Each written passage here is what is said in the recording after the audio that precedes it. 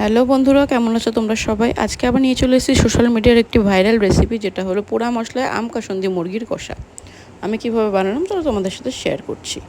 প্রথমেই দেখো, একটা কাঁচা আম নিয়েছি, সেটাকে ভালোভাবে তেল মাখিয়ে একটু চিড়ে নিয়েছিলাম এবং তার সাথে লঙ্কা, আদা এবং রসুন নিয়েছিলাম পোড়ানোর জন্য।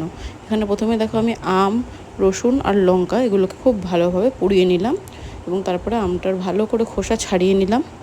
ছাড়িয়ে নিয়ে আমের যে পাল্পটা আছে সেটা কিন্তু আগে থেকে বার করে রেখেছি।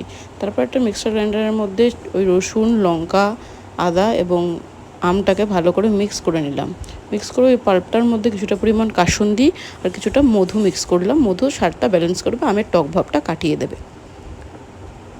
পেস্টটা তৈরি হয়ে গেলে ভালো করে পরিষ্কার করে ধুয়ে রাখা চিকেনের মধ্যে পরিমাণ মতো পেস্টটা দিয়ে দিলাম এবং তার সাথেই সব রকম মশলা, যেমন হলুদ, শুকনো লঙ্কা, নুন, জিরে ধনে গুঁড়ো এবং কিছুটা পরিমাণ কাশ্মীরি চিলি পাউডার দিয়ে ভালো করে মাংসটা ম্যারিনেট করে 25 থেকে 30 মিনিটের জন্য রেস্টে রেখে দিতে হবে।